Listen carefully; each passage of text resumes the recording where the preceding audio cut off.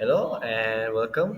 So today, me, Aziz Adam, and my friend Arvin and also Naidu will be presenting about case study 2, which is for the subject cloud computing. So the first question goes, first question, describe Amazon EC2 service. So as you can see, the EC2 service is about Amazon Elastic Compute, also known as Amazon EC2 lah. Is a web service that provide resizable computing capacity in the cloud, allowing business to run application without intervening the physical infrastructure. It also offer a wide variety of instant type of optimized for compute, memory storage, and also GPU intensive workload. With EC2, user can scale their computing resource up or down based on the demand, ensuring cost efficiency and performance optimization.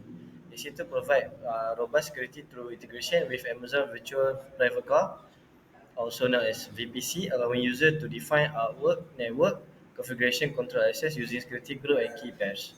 This service seamlessly integrates with other AWS offerings such as Amazon RDS, AWS Lambda, and Amazon CloudWatch, enabling efficient monitoring, automation, and application deployment. For question 2, explain the relation between AMI and instance. AMI, also known as an Amazon Machine Image, and EC2 actually are really close related to AWS. And AMI serve as a template that contains the operating system, application server, and necessary configuration required to launch an EC2 instance. AWS actually provide different types of AMIs, including predefined AMIs from AWS, custom AMIs created by users, and AMIs available in the AWS marketplace. So this is an example to illustrate the relationship between Amazon Machine Image, also known as AMI, and also to the EC2 instance. So the example would be web server deployment. A company want to develop a web application on AWS. They could create an AMI with either three, which is Ubuntu OS, Apache Web Server, and also application code and dependencies. For question 3, describe all features of the Amazon EC2 service. There actually are many and a lot of features that are available right now, but we decided to break down only 5. So the first one would be elastic and scalable computing EC2 allow user to quickly scale instance up or down based on demand. This ensure optimal performance and cost efficiency, making it suitable for variable workloads. 2, multiple instance types. AWS provide a variety of instance type optimized for compute, memory storage, and also GPU instant intensive tasks, allowing users to select the best configuration for their needs. Third, auto-scaling EC2 integrate with AWS auto-scaling, which automatically adjusts the number of running instances based on workload demand. This improve efficiency and also reduce costs. For the fourth one, load balancing, Amazon EC2 support elastic load balancing, also known as ELB, which distribute incoming traffic across multiple instances to enhance availability, fault tolerance, and also performance. So the fifth one would be secure networking instance can be launched in an Amazon Virtual Private Cloud, also known as VPC, allowing the user to define network configuration, control traffic with security groups, and also use VPN for secure access. So now I'll explain question 4. There are mainly four types of storage provided by AWS, which are Amazon EBS, Amazon EC2 Instant Store, Amazon S3, and Amazon EFS. Describe the storage for Amazon EC2 instance. So firstly, Amazon Elastic Block Store (EBS). Function is EBS provide precise block level storage volume that can provide instance EC2 instance. Think of them as virtual hard drives. So the key characteristic of this is persistence. Data on EBS volumes persist even if the EC2 instance is stopped or terminated. Performance. For performance, offers various volume types, SSD, HDD, optimized for different performance needs. So lastly, flexibility. You can easily resize volumes and create snapshots, which is easier for backup. Secondly, Amazon is EC2 Instant Store. So the function of this is provides temporary block level storage physically attached to host server where your EC2 instance runs. So secondly, key characteristics, which is ephemeral, which data is lost when the EC2 instance is stopped, terminated, or if the underlying hardware fails. And lastly, it's in high performance. Thirdly, Amazon Simple Storage Service S3. So the function of this is provides object storage where data is stored as an object in a bucket. So the key characteristics is object storage, not directly attached to EC2 instance like EBS, durability and scalability, highly durable and scalable storage, and access via APIs or the AWS Management Console. So fourthly, Amazon Elastic File System EFS. So the function of this is provide scalable elastic file storage that can be shared by multiple EC2 instances simultaneously. Key characteristics of this is share file system. Enable multiple EC2 instances to access the same file system. First, so for scalability, automatically scale storage capacity as needed. And now I'll explain question 5. Explain the regions and availability zones in Amazon EC2 and how AWS EC2 availability zones are connected. So for regions, geographical locations. AW regions are distinct geographical locations around each region represents a separate and independent geographical area.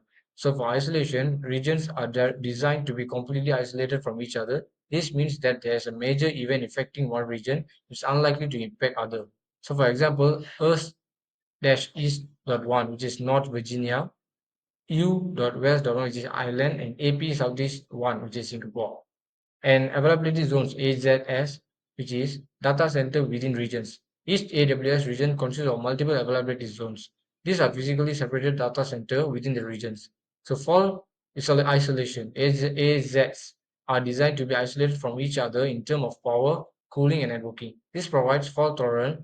If one AZ experiences a failure, the other within the regions are unlikely to be affected. And then we'll talk about low latency connectivity, which is ASX within the region are connected by low latency, high bandwidth, redundant networking. This allows for fast and efficient communication between instances in different ASX. So lastly, redundancy and high availability. By deploying your application across multiple ASX within a region, you can achieve high availability and fault tolerance. So now I'll talk about how AWS EC2 availability zones are connected. Firstly, high bandwidth, low latency networking. AWS connected availability zones within the using high bandwidth, low latency, redundant fiber optic networking. Secondly, redundancy and fault tolerance. This networking infrastructure is designed for redundancy and fault tolerance, ensuring reliable communication between AZs. So thirdly, private network. The connection between AZs are within AWS private network, providing security and isolation. And lastly, enabling high availability. This robust connectivity allows you to build highly available applications by distributing your resources across multiple AZs. For example, you can deploy your web servers in one AZ and your database in another. And then you can replicate your data across multiple AZs for data redundancy. And lastly, you can use load balancers to distribute traffic across instances in AZs.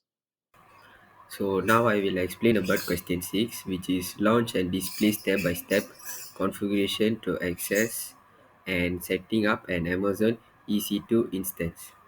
So first you have to go to EC2, tap and click on the launch instance.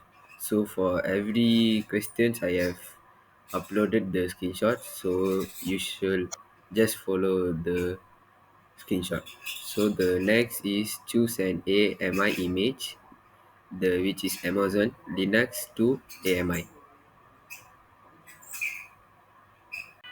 So next you should choose an instant type, free tier LGT1 as shown in the picture. Then create a key pair for secure access. So as you can see, we have created the key pair and the other informations. Next, you should edit the instant detail if you want. So as you can see, we have edited some.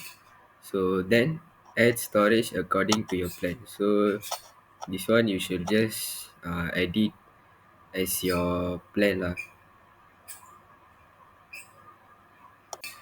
Then edit the advanced detail. So we have uploaded the screenshot. Next, the launch the instance. So just press the launch button as you can see there. So then you can review and access the instance. So after you created and launch, you can review and access the instance. Now I will explain question number 7, which is display the step-by-step configuration of implementing security group in Amazon EC2 instead. So the first question is so the first step is go to EC2 dashboard and click create security group. So next create a security group according to your question. So we have uploaded every screenshot of the step by step. Next you should edit the basic details as shown in the screenshot. So and then you should edit the inbound and outbound rules according to your question. So then create a security group and review. Then go back to the instant and right click at the instant, then click change security group as shown in the screenshot. So the last step is just change the security group as shown in the screenshot. That's all from us. Thank you.